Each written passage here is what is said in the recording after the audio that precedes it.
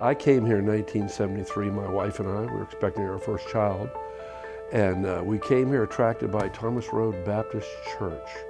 It was in the top 10 largest churches in America, and a very bombastic, flamboyant, charismatic pastor by the name of Dr. Jerry Falwell had a very innovative church of reaching and impacting the community.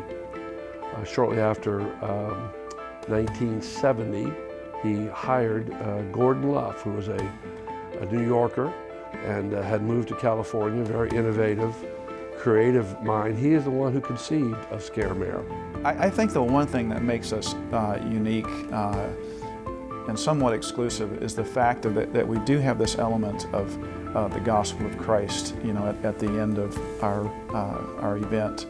But I think, frankly, the history of Scaremare, we're north of 40 years now with regards to how long Scaremare has been going on, and so students and people who come here, they expect certain things, and they expect the fact that you're going to hear about God, you're going to hear about Christ, and so they know this. It's not always a surprise for those kids who come here. So I think that sets us apart, not only our history, but the fact of our message as well.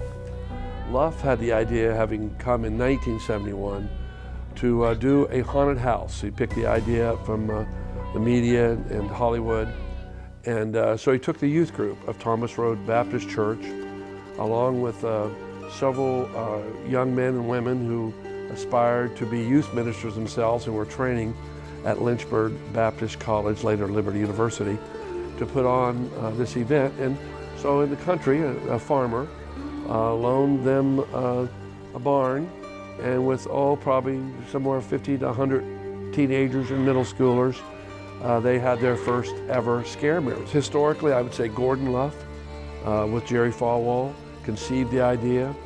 From 1978 to 1994, I developed it and moved it from less than 100 to 20,000. And then Dave Marston, for a few years, continued sustaining the project. And I think Dr. Vandergriff, when he came here, certainly perfected it and took it to heights that it had never known before. The best thing about Scaremare is just the really unique ministry opportunity you have here. It's not like any other ministry you'll serve for.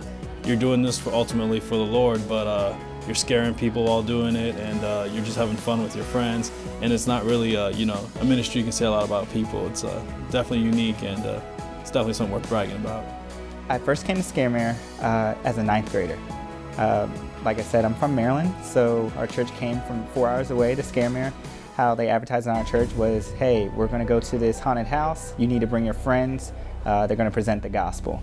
I was a very young believer in the sense I became saved in middle school. So for me, this is like, 2 years after my salvation. And I had a lot of friends who I knew did not know Christ. So we got in a bus with the youth group and came here. It was amazing. It was just amazing. I'd never been anything like it. First off, I mean, the wait is long, but it's worth it.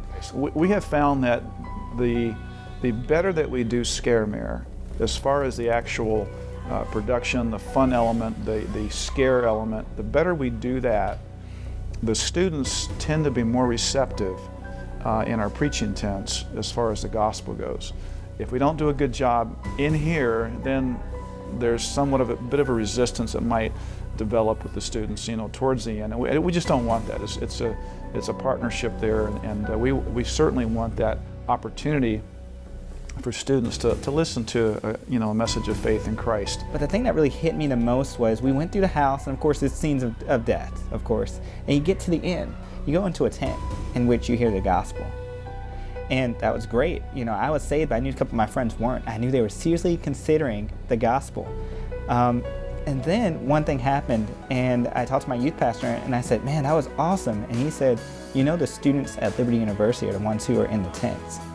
And for me, that did something to me. Whereas I just became a Christian a couple years before, I was starting to figure out what I wanted to do with my life, and I knew I wanted to do something in ministry. And for me, that right there, knowing the students did that, at that point I was like, I want to do that. I'm going to go to Liberty because students are the ones who are sharing their faith, and they're going to teach you how to share your faith here. The preaching tent is our way of presenting students with an opportunity to respond to a message of Christ. And typically in Scaremare, you know, there is a death theme here. And so we portray that with different images and different scenes within the property.